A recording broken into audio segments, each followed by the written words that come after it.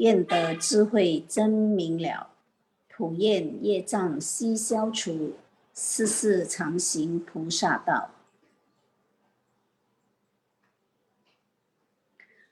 全体经师弟子诚愿上人，法体安康，法轮常转，常住世间，无量寿福。向佛菩萨及上人行三问讯礼。问讯，再问讯。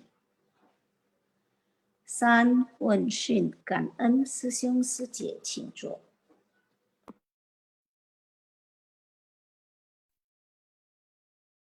感恩上人讲故事。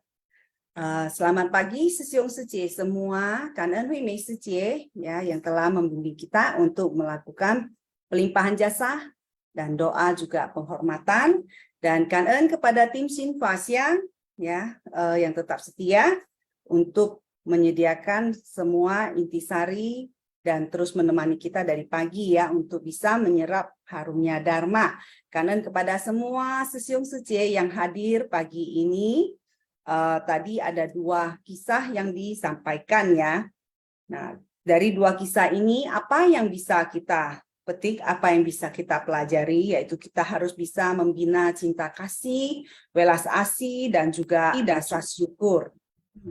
Dan juga kisah yang kedua adalah mengajarkan kepada kita bagaimana kita harus memahami tentang kehidupan yang tidak kekal, juga kita harus memiliki nilai kehidupan, dan juga kita harus bisa membebaskan diri dari rasa takut dengan menghapus noda batin dan menghindari pertikaian. Nah, untuk lebih memahami tentang 2 cerita yang tadi sudah disampaikan oleh Master, mari kita membaca intisari yang telah disiapkan. Kisah pertama yaitu kisah si penyu dan si pedagang. Silakan host, poin pertama. Dalam mempelajari ajaran Buddha, kita harus membina cinta kasih untuk bersumbangsi bagi masyarakat, serta rasa syukur untuk membalas kebaikan orang.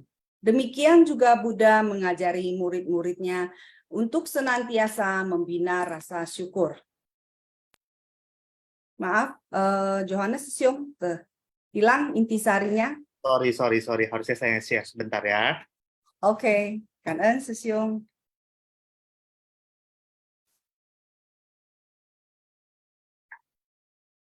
Ya, Sisyong Sije tadi ya, Master ada menjelaskan mengapa kita harus membina cinta kasih dan welas asih. Karena dengan adanya cinta kasih dan welas asihlah kita baru bisa bersumbangsi bagi masyarakat.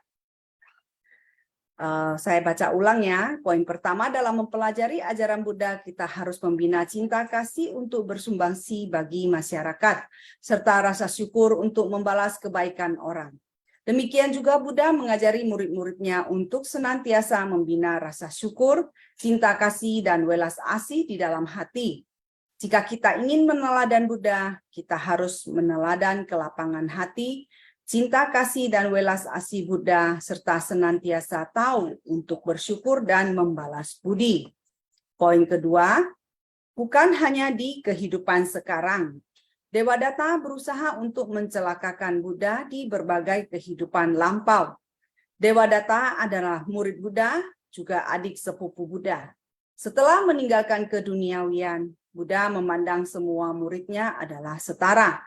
Buddha menyadari niat buruk Devadatta dan menolak permintaan Devadatta untuk membagikan lebih banyak ajaran kepadanya. Nah, 2 poin ini yang menjelaskan kepada kita ya, inti dari kisah ini tadi, yang pertama itu kita harus memiliki, membina cinta kasih, welas asih, dan rasa syukur kita.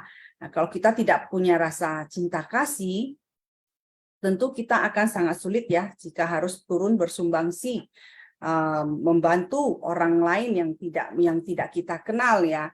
Jadi kalau dengan adanya cinta kasih, tentu kita akan bisa memiliki niat untuk membantu, untuk bersumbangsi tanpa pamrih. Dan kita harus memiliki rasa syukur ya, sehingga kita bisa tahu membalas kebajikan seperti yang dalam masa bulan Waisak kemarin dalam peringatan Waisak ya, kita membalas 3 budi luhur ya.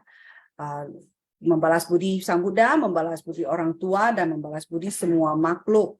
Nah, kita kalau memiliki rasa syukur dengan apa yang sudah kita miliki, tentu kita baru bisa menyadari dan memahami ya tentang dari mana datangnya segala berkah, dari mana datangnya segala kenyamanan hidup yang kita dapatkan sekarang ini, sehingga dan dari mana datangnya dharma yang kita pelajari saat ini, sehingga kita bisa bersyukur dan kita bisa membalas budi kebaikan ya dari Buddha, orang tua, dan juga semua makhluk ya yang telah mendukung kehidupan kita.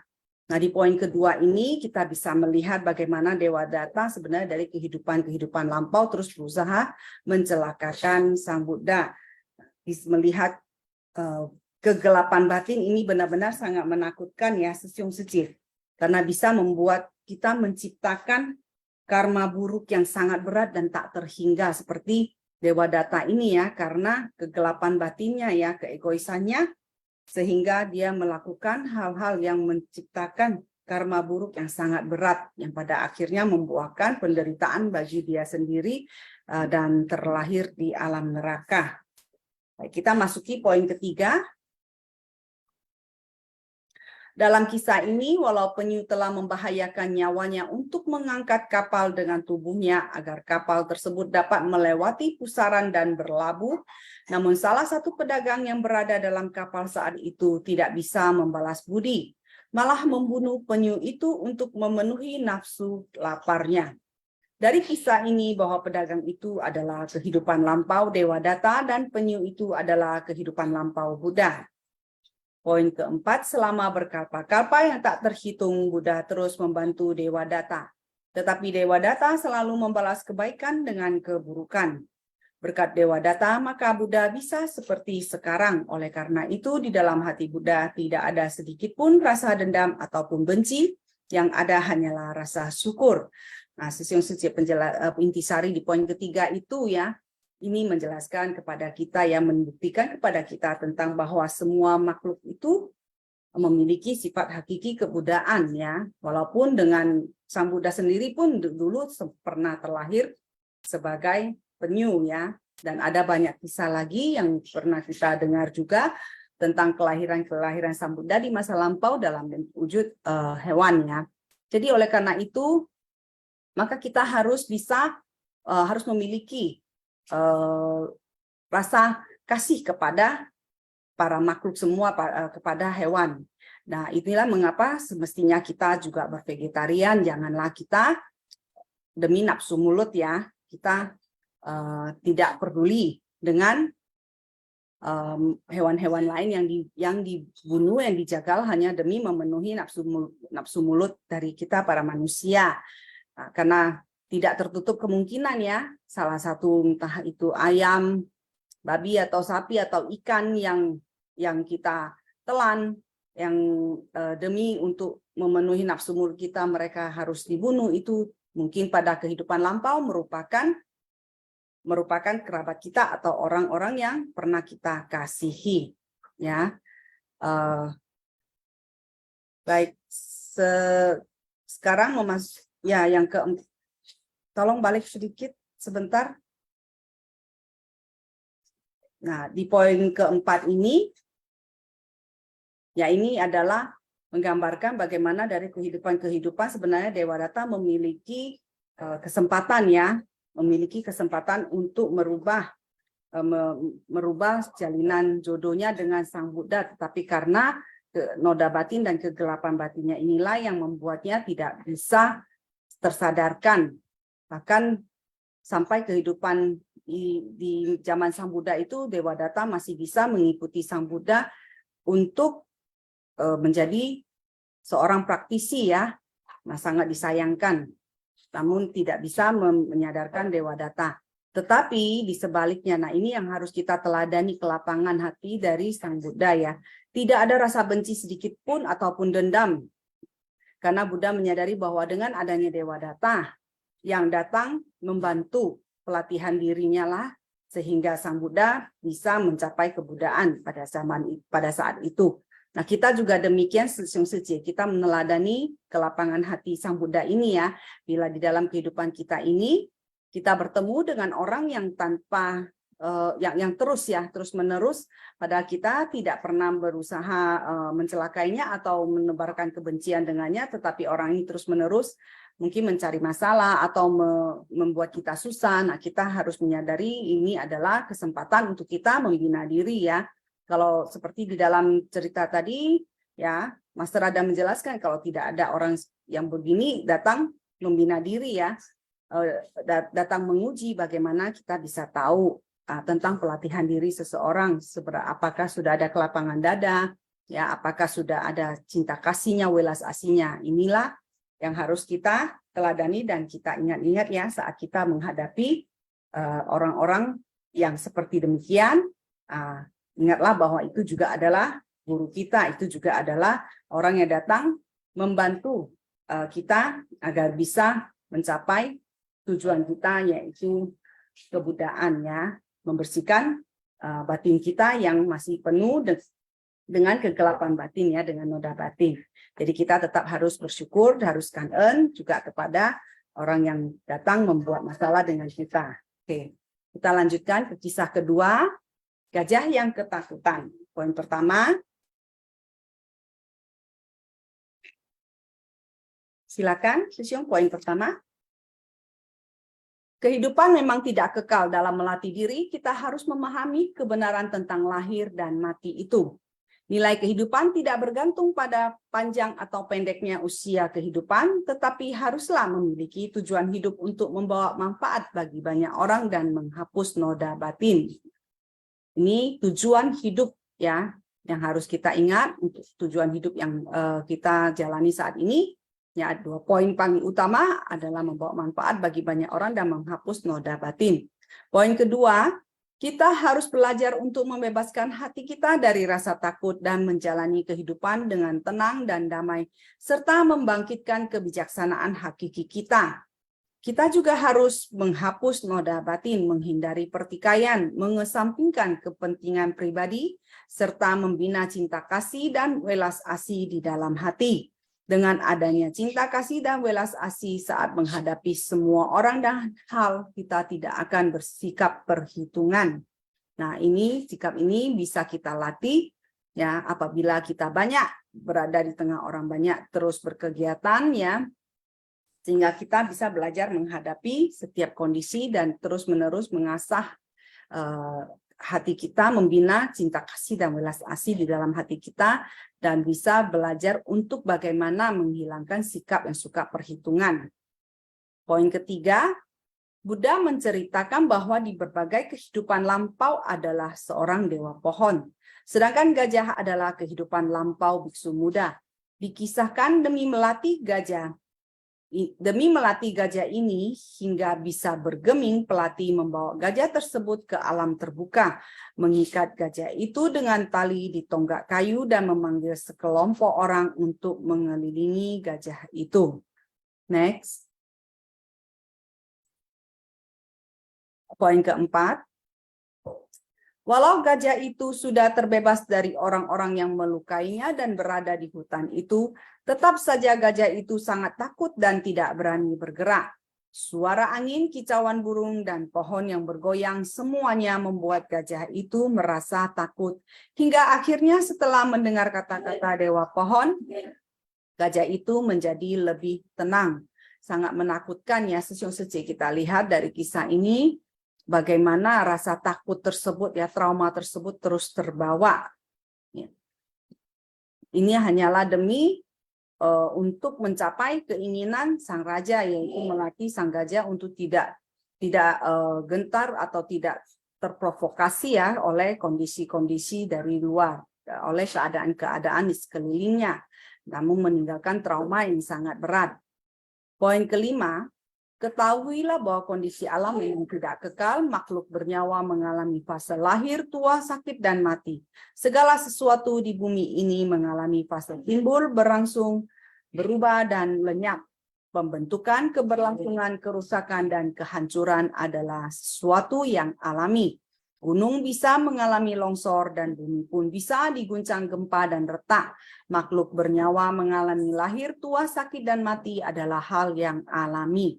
Jadi sesungguhnya di dalam kisah ini kita bisa melihat bagaimana trauma yang dihadapi pada kehidupan lampau saat masih sebagai gajah juga terbawa sampai pada kehidupannya di zaman Sang Buddha. Ya, Sang Buddha ini masih merasakan ketakutan-ketakutan yang dialaminya ketika masih sebagai gajah ya.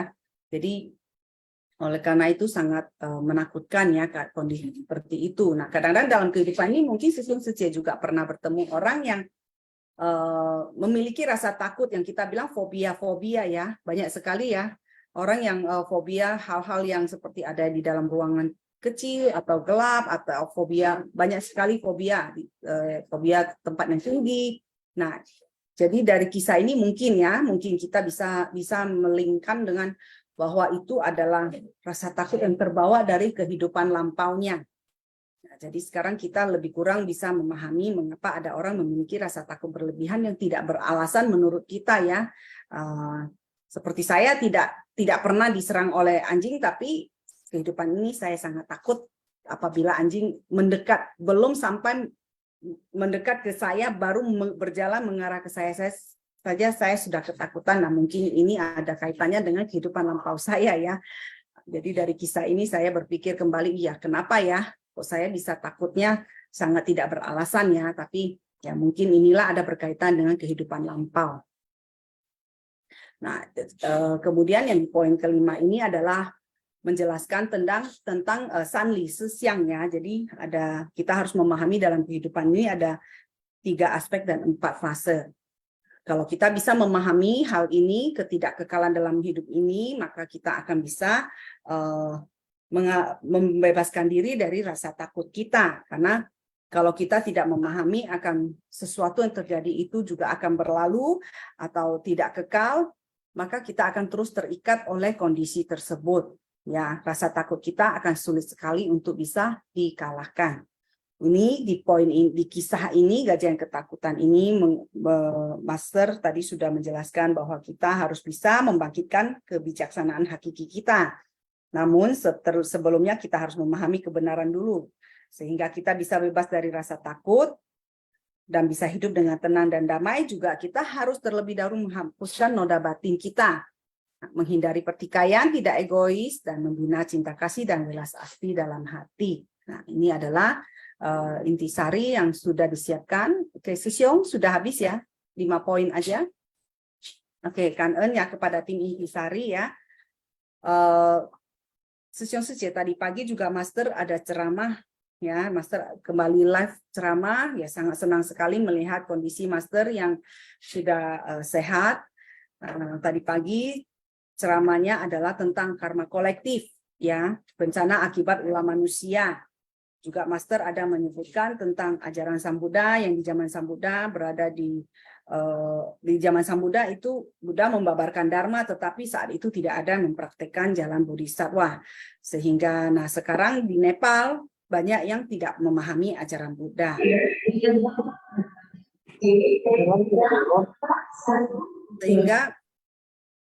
Sehingga kita bisa sehingga sekarang ini ya Master mengatakan dulu ada para sesepuh yang pergi ke barat untuk mencari kitab suci ya, mencari ajaran Buddha. Setelah mendapatkannya kemudian menerjemahkan dan disebarkan ke timur. Oleh karena itu kita harus sangat bersyukur, sangat berterima kasih kepada para sesepuh dan membalas budi jasa mereka dengan apa? Dengan baik-baik belajar ajaran Buddha dan mempraktekannya. Nah, sekarang di timur ya, Taiwan itu termasuk timur.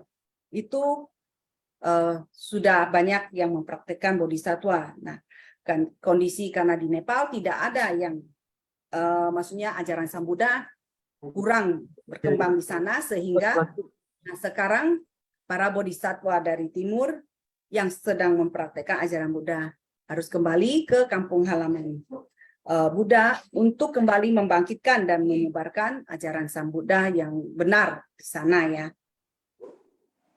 Dan juga Master Adam mengatakan bahwa ini adalah sejarah dalam Seci ya. Jadi insan Seci harus memberikan pembuktian bahwa ajaran Buddha itu dapat dipraktekkan ya dalam kehidupan. Walaupun ajaran Buddha berasal dari masa yang sangat lama, yang sangat lampau ya, 2500 tahun lebih yang lalu, tapi bisa dipraktekkan di zaman sekarang.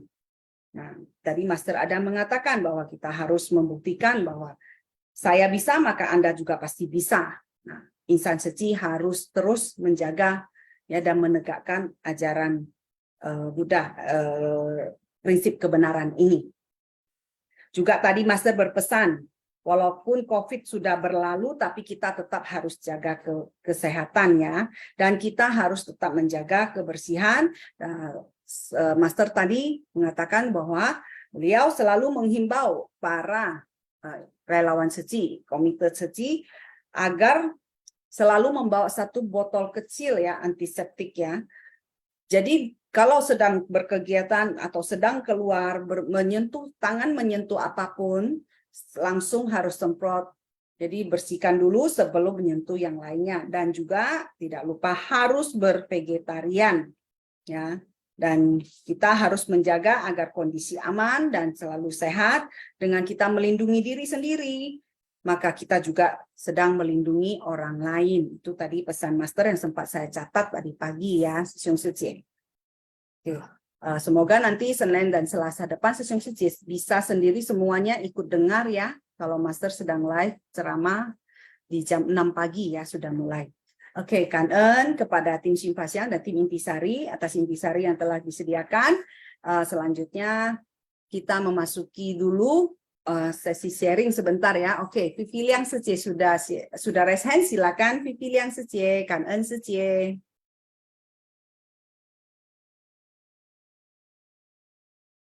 Silakan Vivi Liang Secie untuk membuka mic sharing.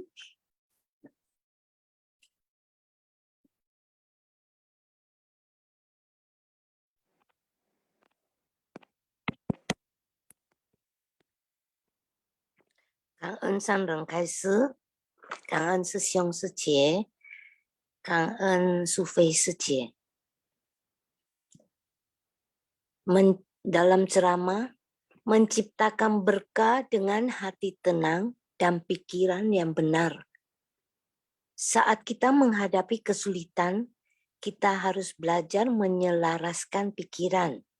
Kita melatih pikiran lewat masalah yang dihadapi, baru bisa harmonis dengan semua orang dalam segala hal.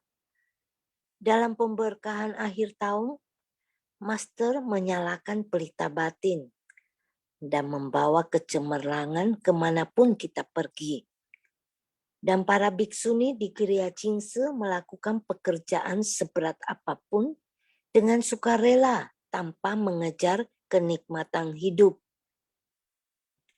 Master berkata, saat mendengar generasi penerus saya menyebarkan Dharma, saya merasa tenang. Karena saya tahu, meski saya telah tiada, mereka dapat terus menyebarkan Dharma untuk membawa manfaat bagi semua makhluk. Dan juga mereka menumbuhkan jiwa kebijaksanaan untuk membawa manfaat bagi semua makhluk. Guru Tehuang mengajari dengan sabar untuk menyingkirkan rumput-rumput liar dari tanaman desmodium.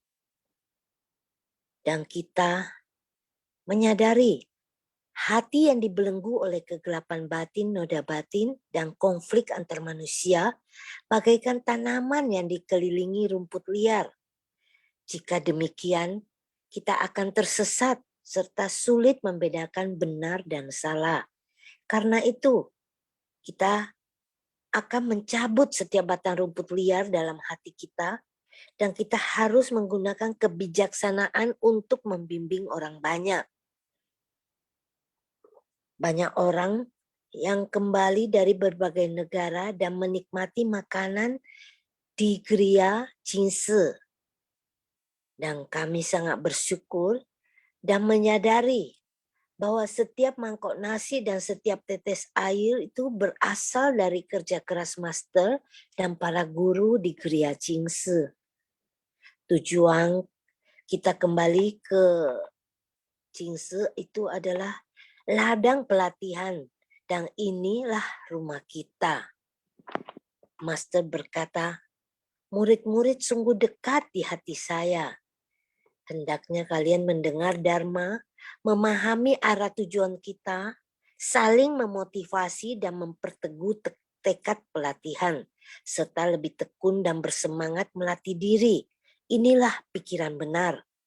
Kita semua saudara sedharma, hendaknya meneruskan jiwa kebijaksanaan dengan mengajak orang-orang ke sini agar mereka dapat melihat jalan kebenaran.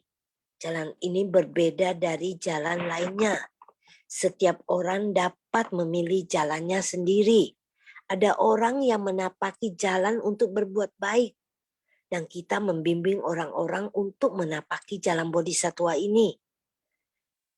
Dengan jiwa kebijaksanaan, haruslah dijaga sendiri. Dan diri sendirilah yang harus menciptakan berkah.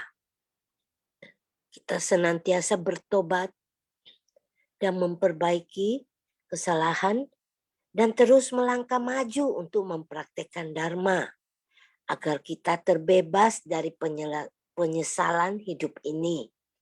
Setelah mengenal suci, kita tidak lagi mengkonsumsi daging.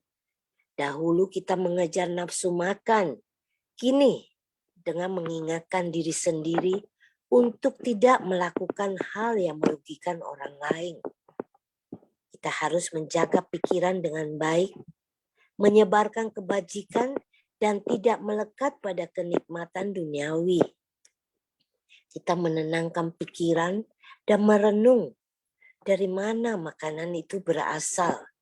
Dengan mengingat kembali ketidakkekalan, kita giat menciptakan berkah bagi dunia ini. Cảm ơn sư兄sư姐.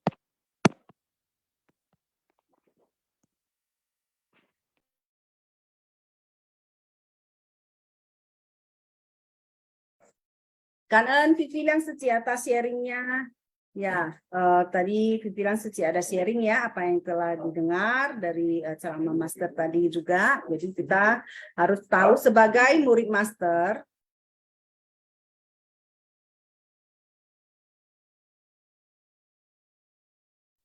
Maaf ya, Sesiung Suci. Jadi sebagai insan suci ya, insan suci murid Master, hendaknya kita juga tahu bahwa apa yang paling Master harapkan adalah kita sebagai muridnya benar-benar mau belajar Dharma, memahami Dharma, dan mempraktekkan juga menyebarkan dan mewariskan ajaran, ya, mewariskan Dharma. Nah, ini paling penting ya. Dan langkah pertama yang paling penting yang harus kita lakukan saat ini, bila kita hendak dari kehidupan bisa terus ikut Master ya, menjadi murid Master, adalah kita hendaknya menjalankan praktek bervegetarian. Oke, Kanen, Pipiliang Suci atas sharingnya tadi. Nah, selanjutnya saya persilakan Johannes Sesiong untuk sharing. Kanen, Johannes Sesiong. Halo, Survei Sece. Halo, silakan Sesiong. Ya, sorry ya, tadi ada sedikit kesalahan teknis ya. Ya, dan juga Mbak. Oke lah, langsung aja to the point ya. Saya akan sharingkan ada sesuatu yang cukup menarik mengenai kura-kura dan dewa data yang notabene cukup bandel, tapi saya akan sharing dalam dunia realitanya bagaimana, dan semoga bisa jadi tips ya, realita lapangan. Dan ini terjadi juga, ada juga dewa data. Ya, saya sebut sebagai mungkin bandel ya, karena ada diajak berbuat baik masih auban alias bandel ya. Seperti itu kalau dalam cerita ini. Ya, auban atau alias bandel. Oke, sebelumnya ya kita berterima kasih kepada our master ya, Kanan Sarang Kaise yang dalam menayangkan video ini, maksud yang bercerita. Oke, saya akan sharing yang pertama yaitu mengenai kura-kura ya.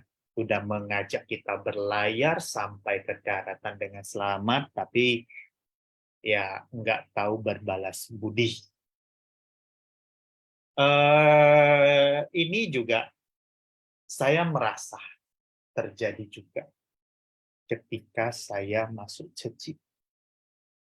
Nah, berarti sebelum saya masuk Ceci, saya aktif ke berbagai macam vihara. Dan akhirnya saya landed ke Ceci. Dan mulai melatih diri. Dan awal-awal saya masuk Ceci, ini saya ngomong aja kepada diri saya, ini jujur aja, yang ada keluar kesombongan. Dikarenakan ya mungkin terlalu wah dari atas sampai ke bawah dan maaf kata ya mungkin meremehkan ke sebelum-sebelumnya. Dan itu saya sadari sekarang itu sebaiknya jangan bersikap kesombongan seperti itu. Oke, kita masuk Ceci. Itu mungkin karena 4 visi dan 8 langkah dan jaringan, saya sebut sebagai jaringan cinta kasihnya. Ada berapa negara, mungkin 70 negara, itu memang kita harus akui benar. Tapi kita bukan berarti kita sombong. Dan juga menyatakan bahwa ya di luar dari Ceci itu, ya kurang atau bagaimana, we keep respect. Karena di luar dari Ceci itu memberikan pelajaran hidup, sehingga saya masuk Ceci. Sesuai dengan ajaran Buddha yang mengatakan. Buddha pernah berkata, sebelum kamu bertemu saya, kamu harus berterima kasih kepada pendahulu-pendahulu saya. Pendahulu-pendahulu kamu. Itu yang harus dilakukan. Karena berkat beliaulah kamu bisa menjalin jodoh sama Buddha. Begitu juga berlaku dengan Ceci. Sebelum kamu masuk Ceci, aktif ke vihara A, B, C, D, E, F. Ya, minimal kita menghargai, minimal kita menjalin jodoh yang baik supaya jalinan jodohmu tetap ada dan juga tidak ada yang namanya rasa kesombongan. Itu yang pertama. Dan juga ya begitu saya di Ceci, saya juga masih belajar apapun hal-hal yang membuat saya melatih diri dan menjadi orang yang lebih baik, itu saya masih belajar. Mau di Ceci atau mau di luar Ceci, saya juga belajar. Memang saat ini saya juga belajar ke hal yang lain, ya mungkin past life regression atau NLP kira-kira seperti itu. Saya masih belajar dan karena saya merasa saya belajar itu ada manfaatnya bagi diri saya. Tapi tidak terlepas dari itu saya menganggapnya sebagai saling melengkapi dan saya berusaha untuk stay respect ke Ceci. Seperti itu. Ya, jadi please sesyong secenman. Ya, kalau berjalan di luar sama Ceci itu bagus, tapi please hargailah kepada pendahulu-pendahulu sebelum mendarat di sini. Itu yang pertama. Yang kedua, saya ingin sharingkan tentang, bicara tentang Dewa Data Realita itu bagaimana? Nah, ini cukup menarik. Kita menggalang hati. Yang namanya Ceci itu kita pasti dengar galang hati. Mulai dari galang jadi donatur, ataupun menggalang jadi relawan. Ya, mungkin yang perlu saya sharekan ini menjadi catatan pelatihan kita. Mungkin kalau kita bekerja di marketing, kalau orang nggak beli produk yang kita jual, apalagi nggak lewat saya, itu ya maaf kata ada kerisauan. Kerisauannya tidak mendapatkan mungkin komisi atau apa, dan itu adalah menurut saya adalah hal yang lumrah. Menurut saya itu hal yang lumrah dan ya lumrah, tapi juga merupakan noda batin juga sih yang harus kita kikis, sehingga secara alam bawah sadar begitu kita bawa ke Ceci pada saat menggalang hati atau menambah list donatur, ya kalau orangnya nggak mau jadi donatur, kita juga agak risau seperti itu. Dan juga ya orang yang nggak mau juga masih bandel. Ada dewa data kecil-kecilan tidak mau berdonasi di Ceci seperti itu. Well, kalau orangnya tidak mau berdonasi di Ceci juga, ya gimana ya? Ya tetap kita harus doakan. Sama seperti Buddha mendoakan dewa data yang Auban. Yang pertama. Lalu yang kedua, ini yang cukup menarik. Kita menggalang hati, mengajak orang menjadi donatur di Ceci, ataupun mengajak masuk jadi relawan Ceci. Ya, kita marketing lah istilahnya. Tapi orangnya bersedia tidak mau, dan memilih, kalau ini masih mending, memilih untuk mungkin di sekolah lain. Di sekolah lain yang menurut dia bisa nyaman dan dia bisa melatih diri menjadi orang yang lebih benar. Ya, orang yang lebih benar, seperti itu.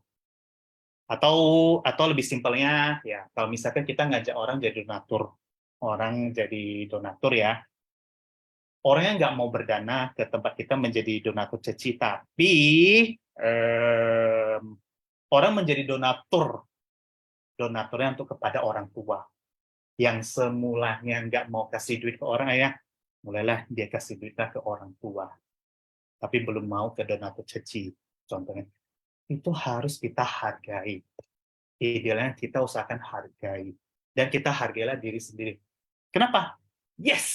Saya berhasil membuat orang mengajak kebaikan. Meskipun juga tidak masuk ke list donatur, ya memang sih syarat administrasi untuk naik jadi cakum atau komite memang belum sempat, tapi saya berhasil mengajak orang itu donasi, minimal sisihkan duitnya kepada ortu.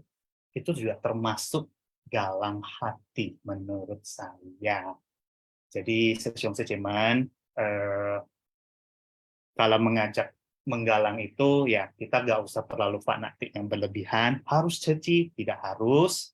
Ini udah berkali-kali diomongkan, tapi yang ingin saya sharekan itu, meskipun kita berusaha untuk menggalang, tapi kalau orangnya tidak mau, yang perlu saya tekankan itu adalah kita sudah menciptakan karma baik. Karma baiknya minimal melalui pikiran dan action. Seperti itu, pikiran dan action. Kalau orangnya tidak mau, ya sudah, urusannya dia. Kita nggak usah merisaukan nggak usah merisaukan nggak bisa jadi cakom atau apa. Tapi yang kita harus rejoice-kan adalah diri sendiri, karena yes, saya sudah berhasil menanam karma baik. Kalau orang yang nggak mau, ya sudah, itu urusan dia. Kira-kira seperti itu. Tapi kalau misalkan orang yang mau donasi di luar ceci dan tempatnya itu berbuat kebaikan, ya kita rejoice-kan, yes, orang itu akhirnya berhasil berbuat baik. Itulah makna bodhisatwa sesungguhnya kalau sepengetahuan saya. Kira-kira seperti itu yang saya sharekan. Ya, mungkin kalau misalkan ada yang mau dilengkapi atau mau disempurnakan, monggo, seperti itu kira-kira. Ya, jadi kebiasaan marketing itu memang alam bawah sadar, tolong jangan bawa kerisauannya ke ceci lah, seperti itulah ya kalau jualan produk. Pertama kalau jadi sales, kira-kira seperti itu. Tapi kalau bisa, kurang juga kerisauannya kalau jadi sales atau marketing. Seperti itu ya kira-kira tambahannya. Kanon Taca, salam kebijaksanaan.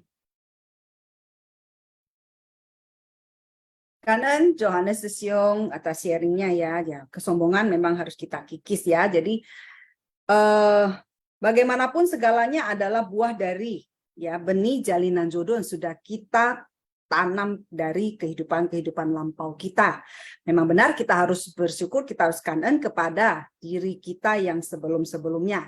Ya, karena mereka ada menjalin jodoh baik, maka kehidupan ini kita bertemu dengan jodoh baik, kita bisa bertemu dengan ajaran Buddha kembali.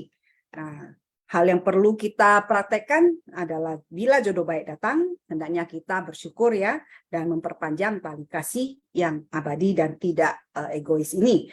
Tapi apabila jalinan jodoh buruk datang, kita tetap masih harus bersyukur dan berusaha untuk merubah jalinan jodoh buruk menjadi jalinan jodoh baik. Nah, mengenai proses pelatihan diri, setiap orang saya rasa sama ya, selalu diawali dengan mencari. Kita selalu mencari, kita mau melatih diri dengan cara apa, di mana.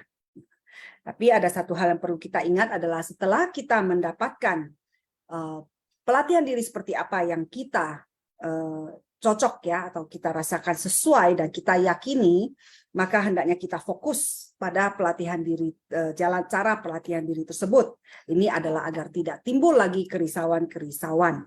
Jadi kita bisa benar-benar memiliki satu konsentrasi yang benar di dalam pelatihan diri kita. Baik, Kanen Johannes Sesiong atas sharingnya. Selanjutnya Gunawati Sece, silakan untuk sharing. Kanen Gunawati Sece. Kanen Sangren Kaise, pagi Sumai Sece, pagi Sesiong Secemen. Salam sehat dan bahagia untuk kita semua. Berbicara tentang cinta kasih dan welas asih serta selalu bersyukur ya. Master memang selalu mengatakan ya, kita sebagai insan suci yang dalam pelatihan diri harus terjun di keramaian, di kerumunan masyarakat, ya memang kita harus memiliki cinta kasih dan welas asih. Ya.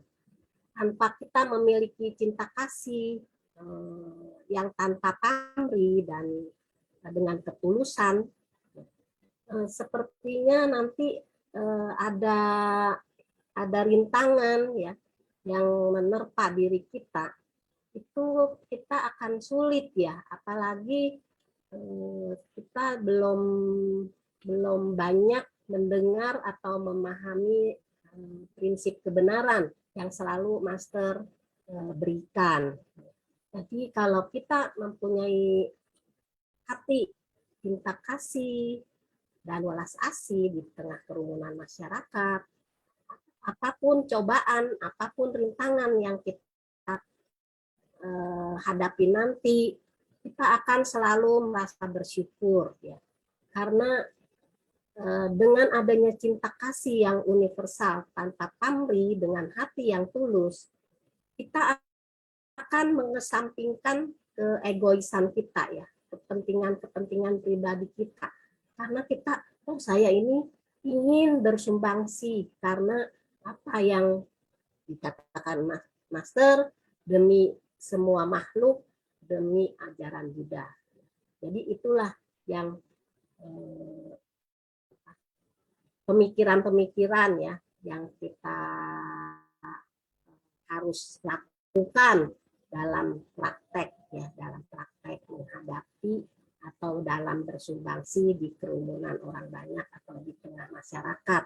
Karena memang ajaran kendaraan besar ya mengajarkan kalau kita melatih diri bukan untuk diri pribadi sendiri ya, bukan untuk diri kita sendiri, tapi kita juga harus bersumbangsi, harus memberikan ke dalam masyarakat ya, dalam kerumunan masyarakat. Kemudian juga dalam celana tadi Master mengatakan memang kehidupan ini adalah tidak kekal ya. Kita sebagai makhluk ya, mengalami fase lahir, tua, sakit, dan mati. Ya. Nah, kapan itu tergantung buah ya, tergantung karma yang akan nanti berbicara ya. Jadi tidak yang namanya lahir, tua, sakit, dan mati itu tidak tahu usia ya, entah muda, entah masih dalam kandungan, entah usia 60 apa 70 apa masih anak-anak apa remaja ya, kita tidak mengetahuinya, tapi yang kita telah pelajari dan pahami, ketidakkekalan itu pasti ada, makanya kita harus mengerti, kita harus pahami. Seperti saya juga ya, yang tadi dikatakan takut ya, ada seorang biksu muda dia takut ya, sering kaget dan takut. Saya pun juga dulu takut ya, takut akan ketinggian, takut akan masuk kamar operasi. Tapi begitu kita praktek ya dan memahami, oh iya, memang hidup tidak kekal. Saya mau meninggal di dalam rumah saja saya bisa meninggal ya. Kenapa saya harus takut dalam ketinggian? Kenapa saya takut harus melihat pasien yang sakit sedang dioperasi? Aduh, mengerikan sekali melihatnya ya. Nah, itulah makanya dalam pelatihan diri ini ya, dalam membina diri kita, terutama saya, akhirnya saya bisa menemukan, oh kenapa harus takut? Semua ini adalah tidak kekal. Ya. Umur, usia saya cuma sebatas tarikan nafas ya.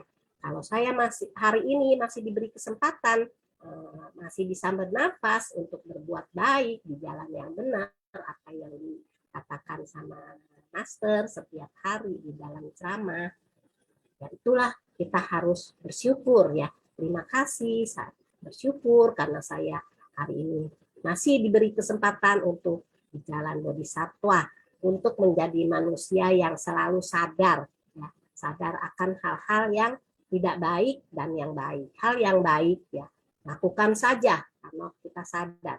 Hal yang tidak baik setelah kita sadar, oh ini tidak baik, kita harus bisa sadar diri supaya kita kembali lagi ke jalan yang lurus, bukan jalan yang sesat.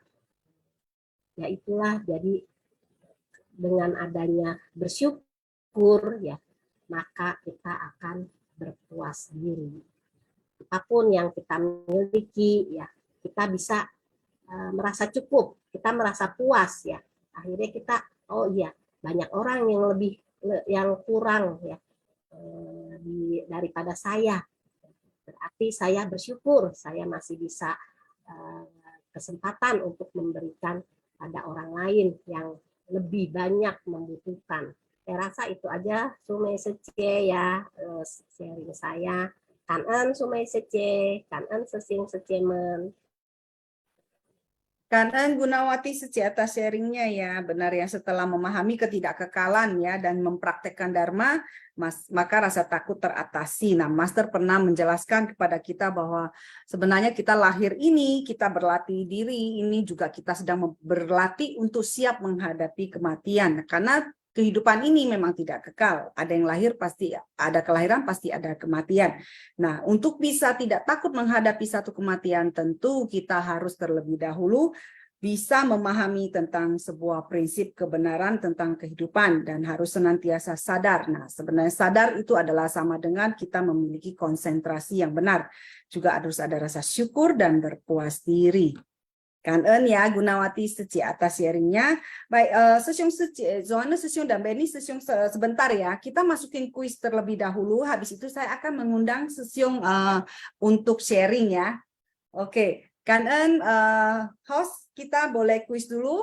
Nah, Sesiung Seci siap-siap di chat room ya untuk menjawab kuis hari ini. Silakan. Mari kita mulai dengan pertanyaan kuis pertama dari kisah si penyu dan si pedagang. Pertanyaan pertama, siap-siap ya Sesiung Sece ya.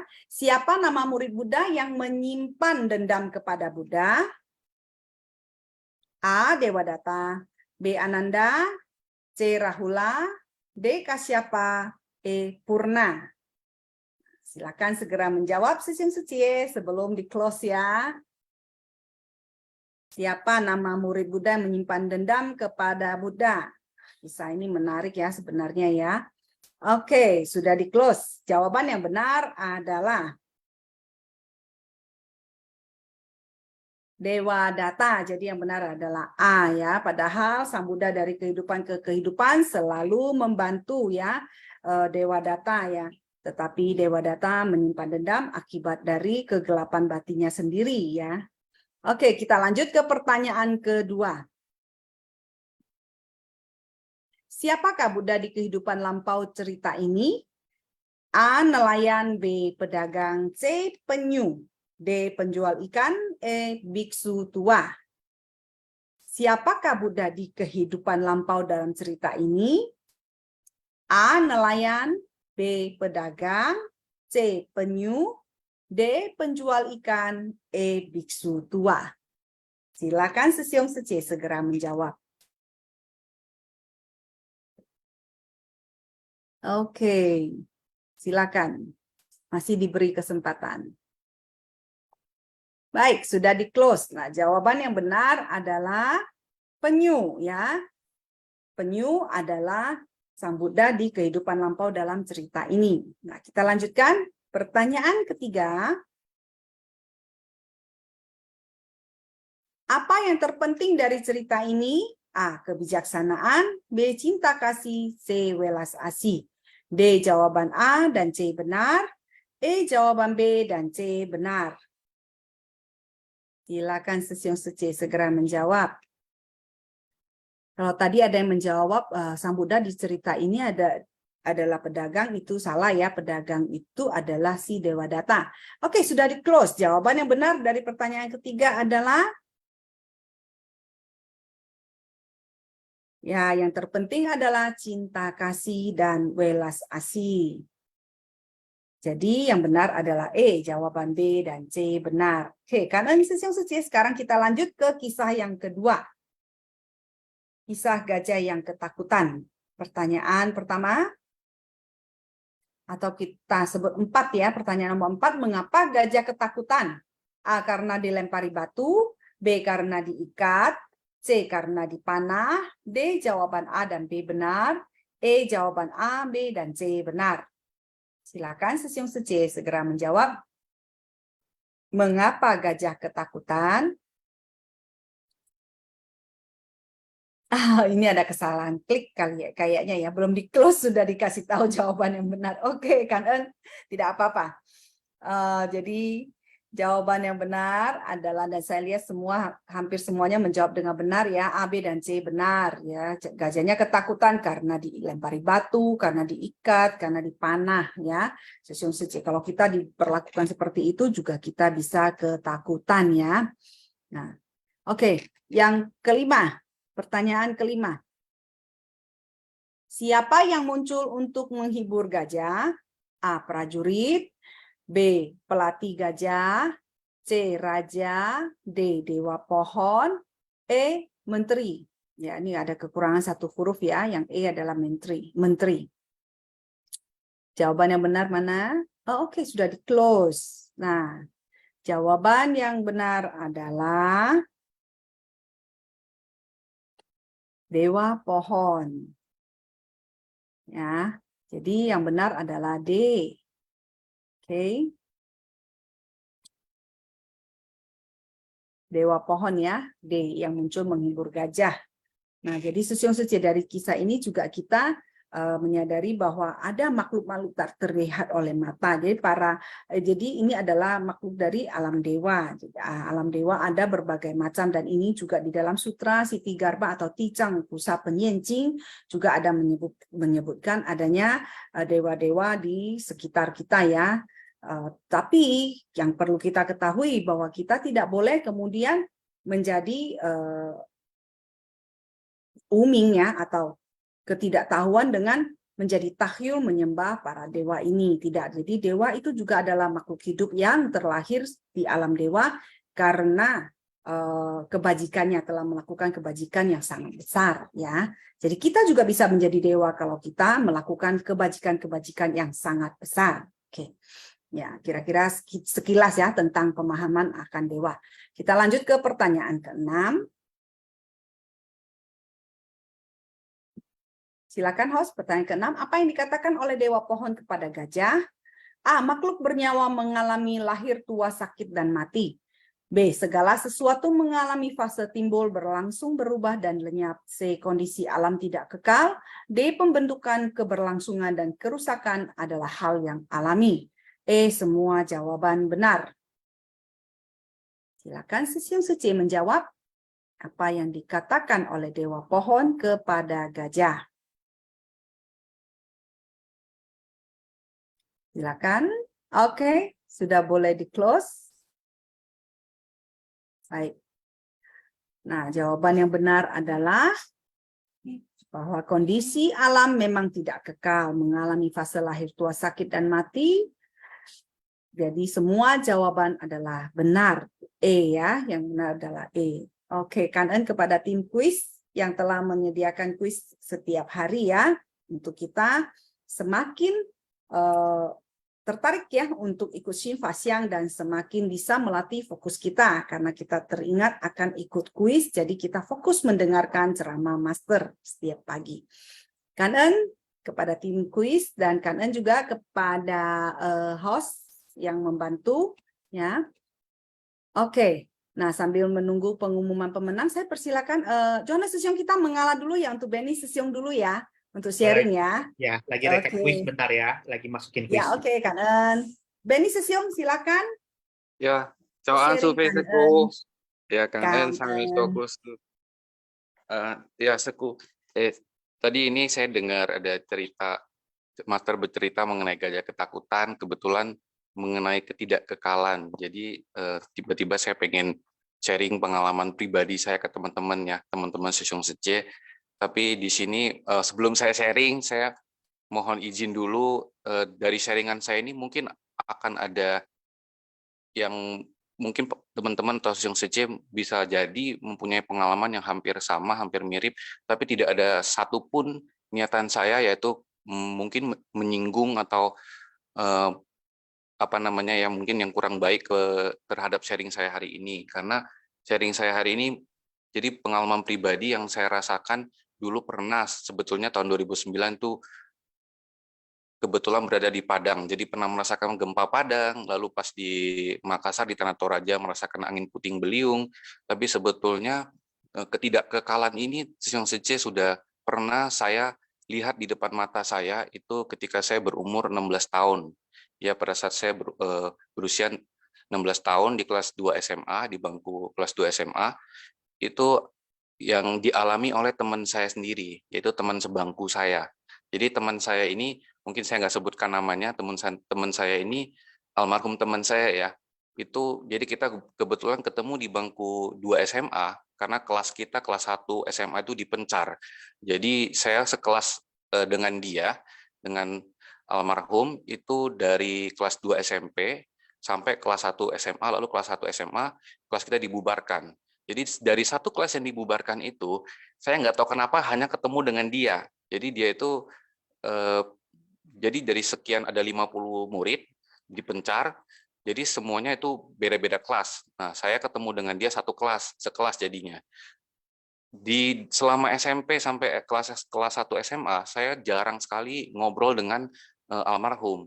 Jadi saya jarang ngobrol, terus saya juga mungkin karena dia hobinya dan saya beda, lalu teman saya ini punya satu sifat yang agak temperamental. Mungkin saya agak menjauhi karena saya takut, mungkin karena begitu. Tapi pada saat saya udah nggak punya pilihan, karena saya juga sempat waktu itu ngobrol sama teman yang lain, kok saya sekelas sama dia ya? Tapi saya pikir ini mungkin sudah jalinan jodoh. Jadi saya sekelas, awalnya saya juga agak takutan dengan dia, tapi ternyata orangnya baik banget, friendly. Setelah kita banyak ngobrol, kita jadi teman baik ya, sampai saya diundang ke rumahnya juga, kita sering pergi bareng, dan kebetulan ada satu hobi yang kita sama yaitu main basket. Dan saya baru belajar main basket itu di kelas 3 SMP. Jadi kalau dia sangat berbakat, jadi pernah mewakili sekolah juga, ya kita sering main basket bareng, sampai ada satu waktu yang sece itu mendekati ujian semester. Yang mendekati ujian semester, teman saya ini nggak tahu kenapa juga berjodoh dengan agama Buddha, yaitu di kelas ada guru kita ya Pak Rudi sering bercerita mengenai kisah-kisah kehidupan, terus ajaran Dharma yang disampaikan oleh Pak Rudi juga sangat masuk di akal.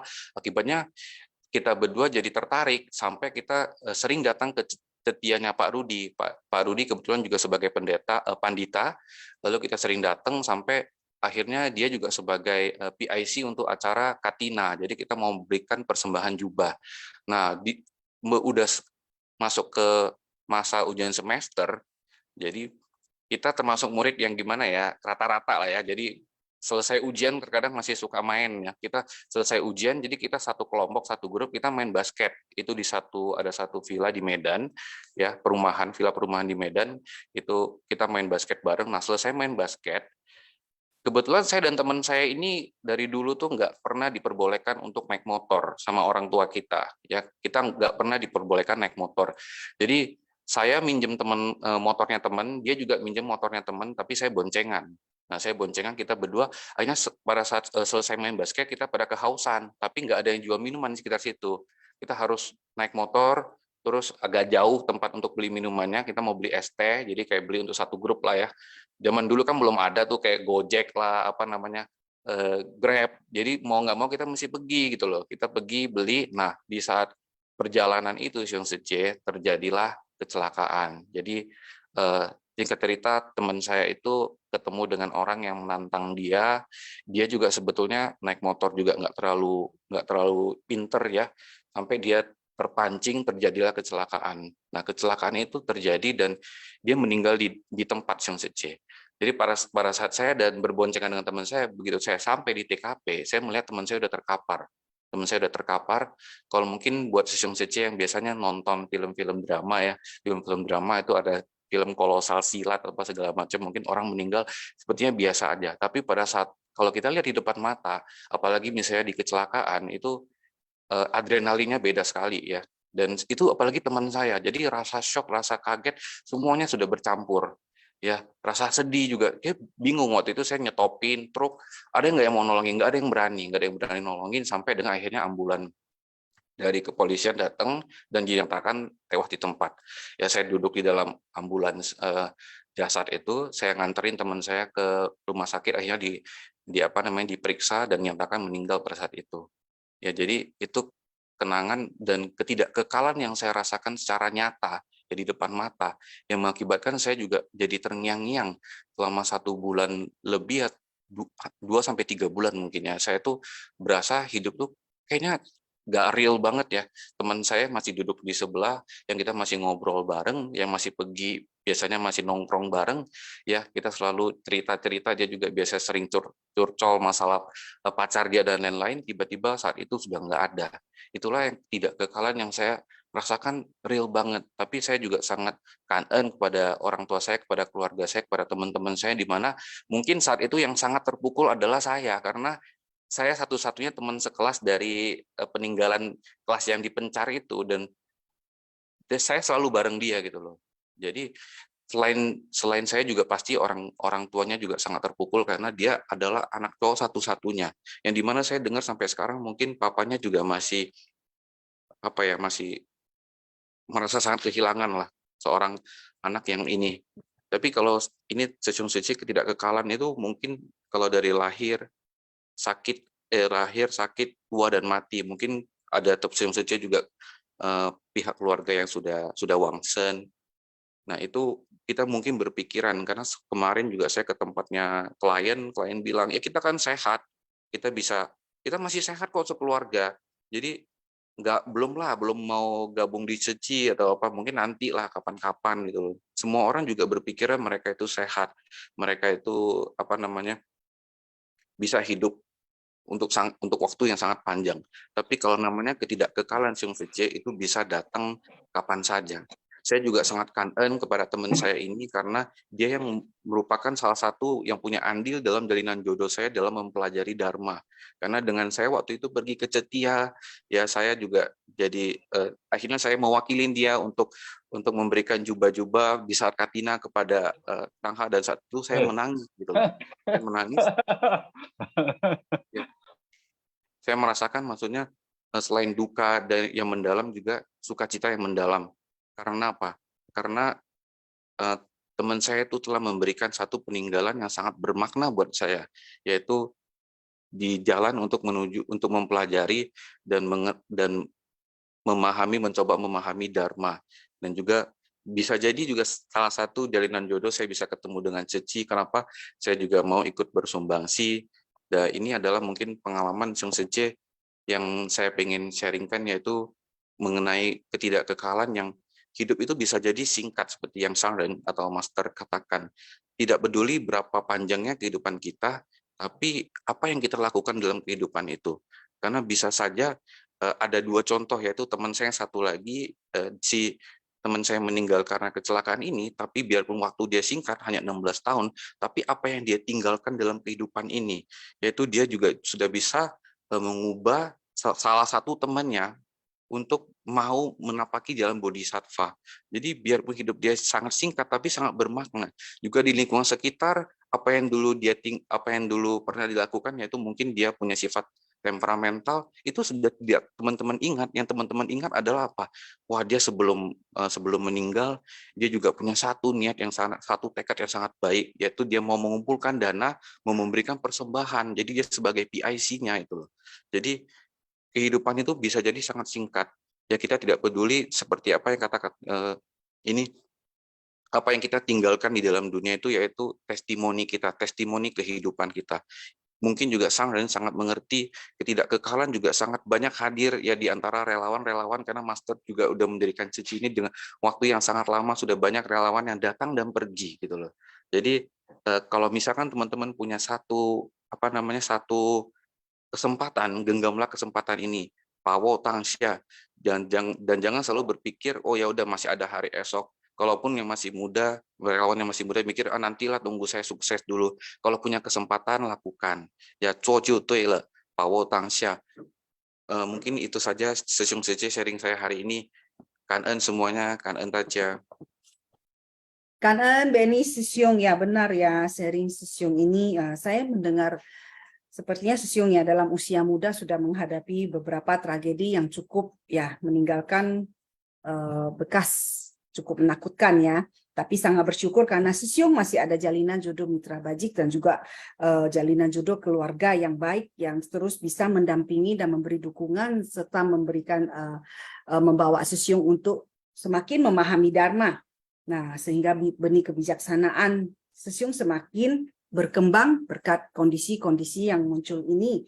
Nah, seperti tadi ya Sisyong Sece, mungkin kita bisa menyadari ya teman mitra bajik ya dari Beni Sisyong yang walaupun perannya sangat singkat tapi sangat penting dan meninggalkan makna dalam kehidupan Sisyong dan temannya ini, itu adalah seorang mitra bajik jalinan jodoh baik ya, dan sangat bersyukur Beni Sisyong saat menghadapi kehilangan teman baik ini tidak sampai menjadi trauma ataupun sampai memilih jalan yang tidak benar ya. Kadang-kadang ada orang yang trauma, ketakutan ataupun karena terlalu sedih itu bisa saja terpengaruh oleh kondisi yang tidak baik. Nah, Kangen tadi Beni Sisyong atas sharingnya juga mengingatkan kita untuk selalu genggam kesempatan ya, jangan sampai ditunda-tunda. Cocutui lah ya. Kangen Beni Sisyong atas sharingnya, pengalaman Sisyong dibagikan dengan kita sungguh sangat berharga ya, juga bisa membantu mengingatkan kembali kita pada saat mulai lengah nih, sudah mulai malas, kita bisa memicu diri kita kembali ya untuk jangan menyia-nyiakan waktu dan kesempatan yang ada. Kangen. Baik. Ini pengumuman pemenang sudah keluar. Dona Adriani Secie dari Barat 1, yang kedua adalah Dewi Secie dari Utara 2, yang ketiga Leo Rianto Sisyong dari Medan. Dan untuk pertanyaan di kisah kedua, yang pertanyaan nomor 4, Aini Lijaya Secie dari Medan, yang kelima Lien Chu Yen Secie dari Pusat, yang keenam Husen Sisyong dari Tangerang. Dona Adriani Secie izin tidak sharing, Leo Rianto Sisyong izin tidak sharing. Dewi Secie dari Utara 2, apakah bisa sharing?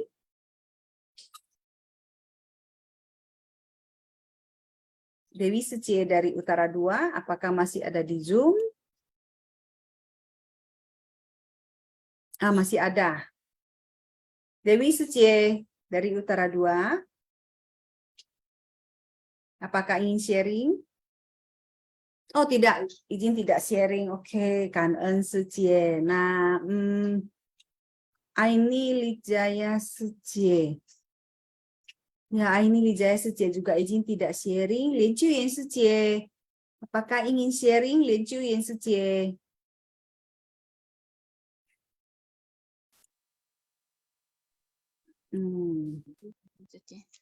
Lien Chu Yen Secie tidak. Halo? Lien Chu Yen Secie. Pagi, silakan. Dengar Sisyong tadi cerita itu saya juga teringat dengan teman baik juga saat kelas 1 SMA ya, dia juga mengalami kecelakaan. Pada sehari sebelumnya dia bilang sama kita ini harus genggam waktu. Dia ngomong gitu, tapi saya belum ngeling sih sesungguhnya. Maksudnya genggam waktu apa gitu, karena kan kita dan saya juga masih tidak mengerti tentang Dharma kan sama sekali. Nah, malam itu dia pergi sama teman gitu, mau ngambil naskah untuk pidato, lomba pidato kan, karena kami besoknya tuh akan lomba pidato kelompok gitu. Nah, sepulangnya dari ambil itu dia kecelakaan dan meninggal di tempat juga. Saya selalu teringat kata-katanya, genggamlah waktu. Apa maksudnya itu sampai sekarang saya baru ngerti.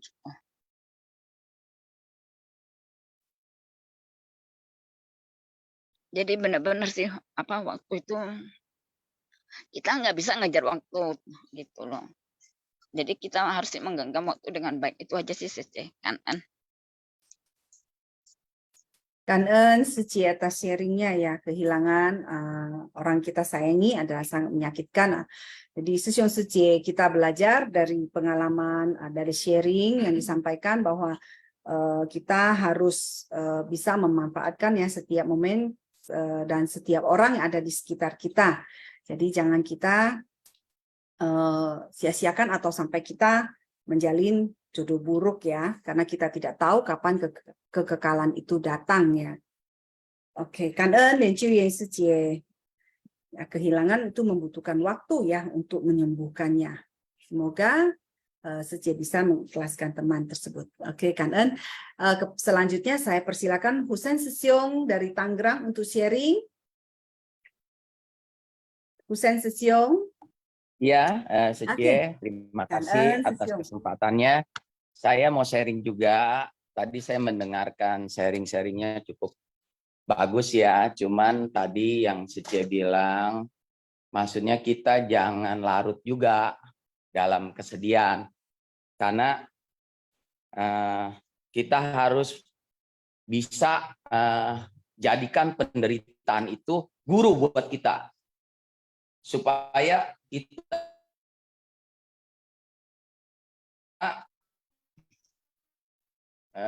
bisa lebih ada segala sesuatunya itu penderitaan, endingnya itu menderita. Tapi kalau kita dengan hati tulus, hati kita bina terus, ikhlas, sabar, terus dengan bijaksana, maka segala sesuatunya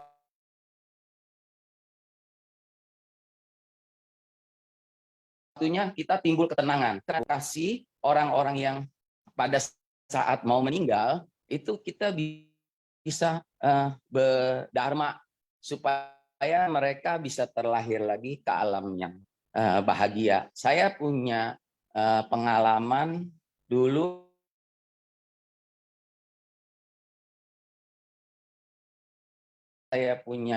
saya pernah maksudnya dari Bante, dari Master, maksudnya saat-saat kita mau meninggal itu yang dibutuhkan kita harus kondisikan pikiran hati kita untuk bisa tenang gitu.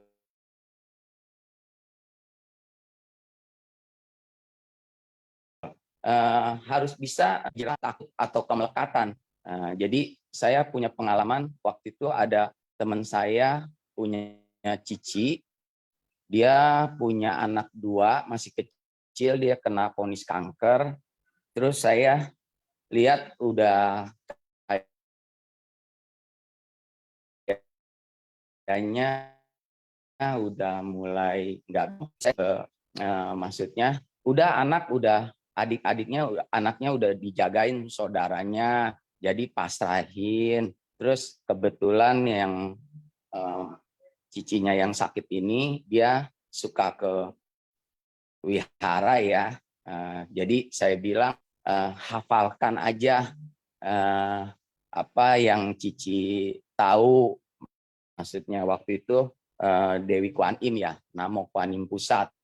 Terus akhirnya dia hatinya tenang setelah saya perdengarkan musik, kan cicinya itu nggak bisa ngomong tapi dia bisa mendengar. Nah akhirnya setelah lama terus akhirnya saya baru baik banget gitu suasana ininya gitu. Terus juga orang tua saya lagi, papa saya Oktober ya 2022 itu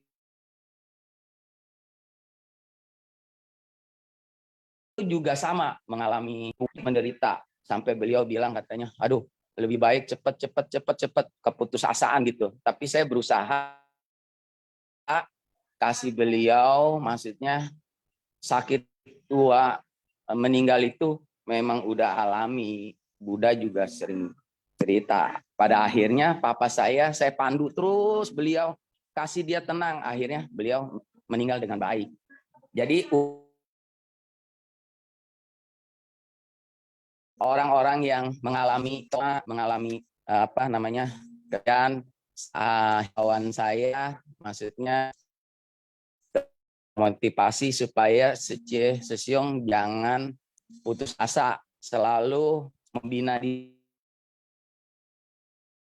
lalu belajar bermeditasi, walaupun itu agamanya masing-masing, maksudnya tanamkan terus cinta kasih, semangat, tanamkan cinta kasih. Itu aja Seci. Kangen. Kanan Hussein Sesiung atas sharingnya ya. Kita harus terus berlatih ya, melatih diri, membina terus batin kita. Dengan demikian kita tidak akan timbul kerisauan, ketakutan ya.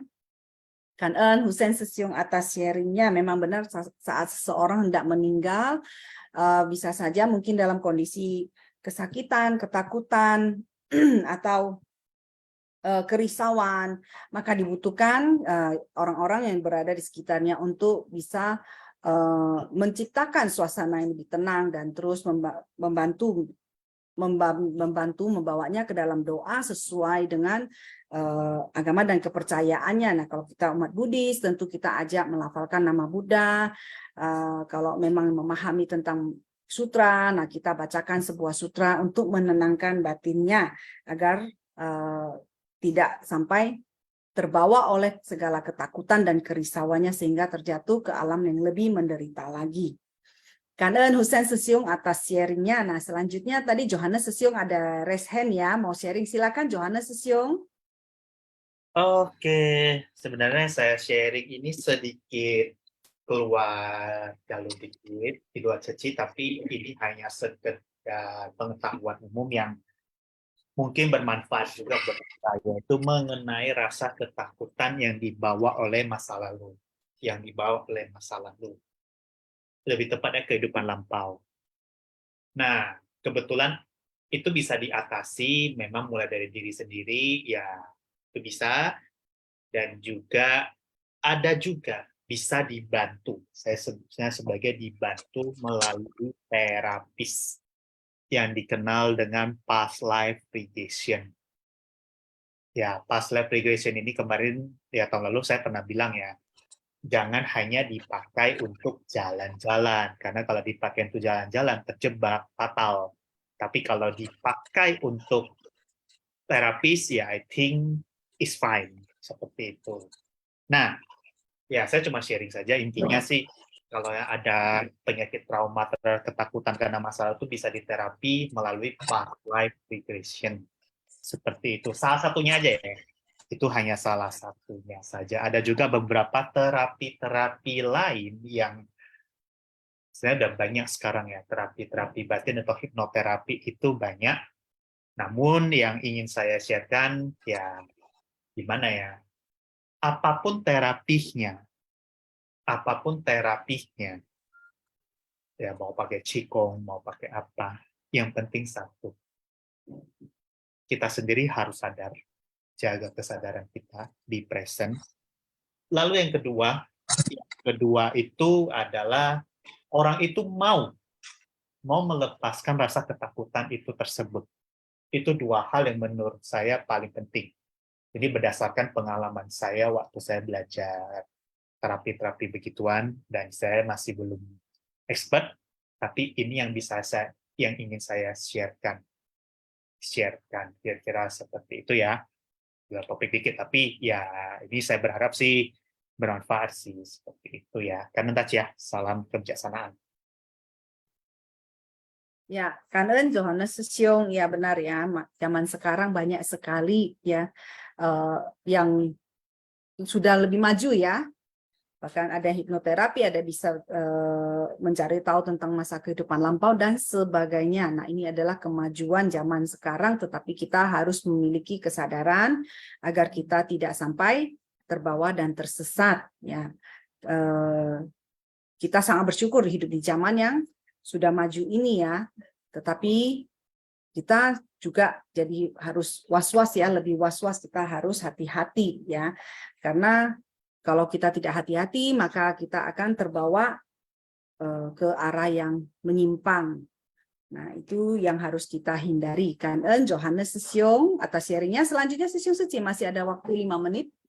Silakan, apakah Sesiung Suci ada yang mau sharing? Rimba Sesiung, silakan Rimba Sesiung, Kanen Sesiung. Pagi ya, Sesiung Suci, selamat pagi, Kanen Sanjan Sakusa. tadi mendengar sharing dari Sisyong Benny ya, terus saya merenungkan, merasa ya betul ya, kalau kehilangan satu orang tua kehilangan anak itu sangat menyedihkan ya. Saya bisa membayangkan kalau saya juga gitu akan sangat sedih lah. Memang suatu bekas yang sangat seperti kehilangan daging ya. Terus saya ada 3 foto yang kemarin dapat dari Wardi Susyong. Dia buat Waisak di lapas ya. Terus ada seorang ibu dan anak kuisia ya, kuitai tamama di lapasnya. Itu foto yang sangat menarik juga ya. Karena kantong ya, anaknya di lapas ya. Sedangkan Wadi Susyong bisa mengundang mamanya kayaknya ke lapas ya. Jadi itu suatu story yang sangat menyentuh hati juga. Kebetulan Wadi Susyong ada di sini ya. Bisa minta Wadi Susyong sharing. Tadi entah Evrina udah dapat kiriman foto nggak dari saya tadi? Evrina saja. Tiba-tiba saya kirim ke dia, mungkin terkejut ya, dia mungkin belum cek ya itu. Tapi nggak apa, Wadi Susyong mungkin bisa sharing kalau Wadi Susyong ada di tempat. Mungkin Rimba Susyong bisa share screen, saya buka allow participant to share screen. Oke. Send ke Susyongnya, Johannes ya. Susyong bisa share kok, Susyong. Laptop ya? Di sini laptop. Ya, laptop di sini. Bisa di kebetulan saya ini pakai itu Apple sama lain, fotonya disimpan di handphone, atau saya kirim ke Susyong ya. Boleh. Kalau memang seperti itu ya. Oke, saya off-kan share screen-nya. Boleh. Susyong bisa send test ke saya nggak? Supaya saya nggak carinya susah. Wait ya, sambil ngomong aja ya. Ya, oke. Jadi fotonya ini juga sangat membuatnya menyentuh, saya makin lihat ya. Itu perasaannya bisa ising-pising ya. Jadi merasakan mama bisa masuk ke penjara, lihat anaknya, dan anaknya bisa ketemu mamanya ya. Dan di hari Waisak ya, kebetulan dibawa sama Wadi Susyong sana. Johannes. U1 ya. Nah, ini udah kirim Johannes Susyong. Apakah udah terima belum ya? Yang 7698 kan Susyong, nomor HP belakangnya. On the way ya. Bentar ya. Give me 5 menit ya. Baik Susyong kanan ya. Kemarin saya dengar ya, anak saya ya, Winston, dia pernah satu kos sama Susyong satu tempatnya ya, di Bandung waktu ITB.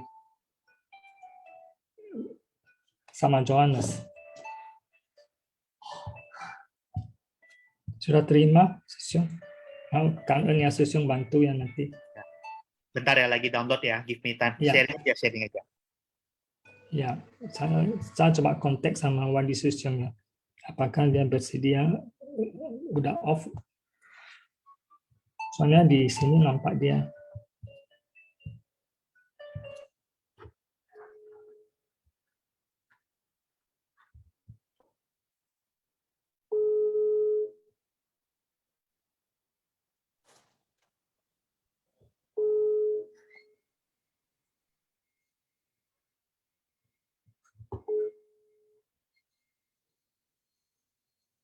Halo Susyong,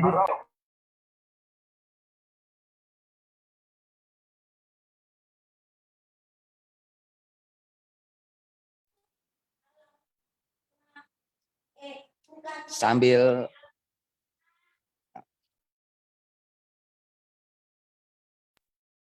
bagaimana? Besok sharing ya. Oke. Ya, karena waktu ya, mungkin kalau nggak bisa. biar nggak sunyi. Besok intinya Wadi aja. Susyong besok katanya sharing.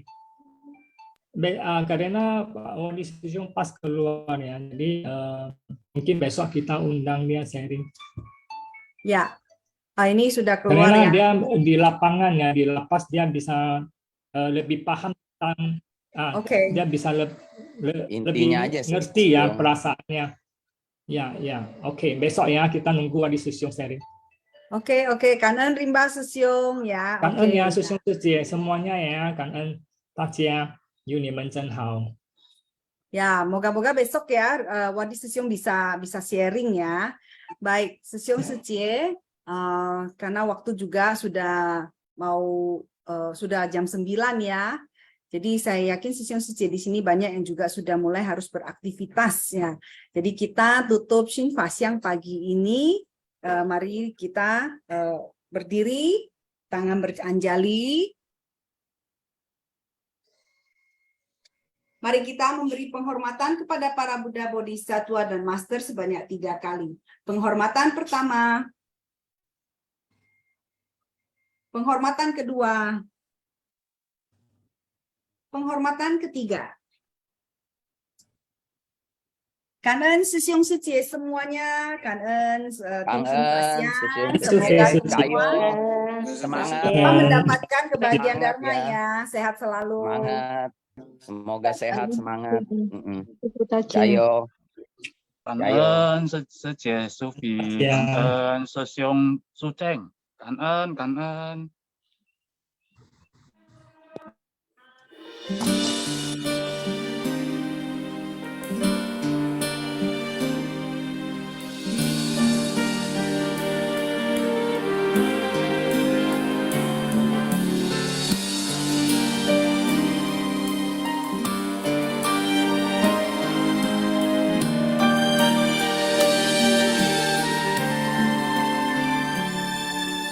我曾一个人在探寻，何处是自己的大门？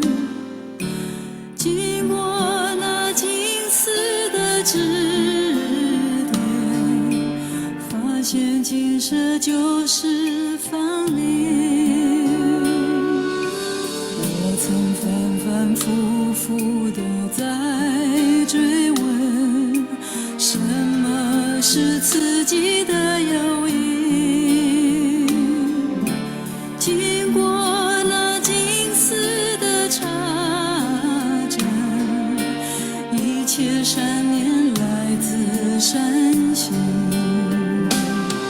我继续在探寻，也继续在追问，到何时才可以与佛结缘？我继续在探寻，也继续在追问，要历经多少风和雨，才能找到自信？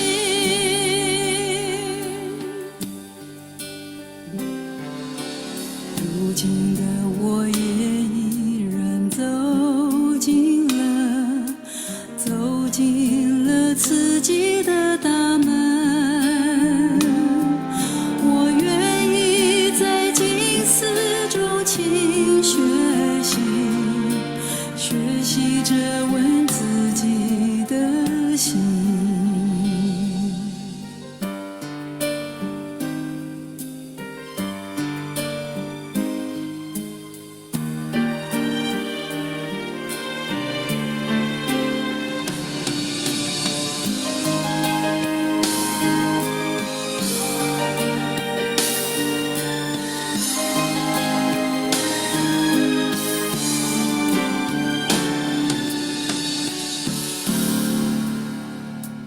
我曾反反复复地在追问，什么是自己的诱因？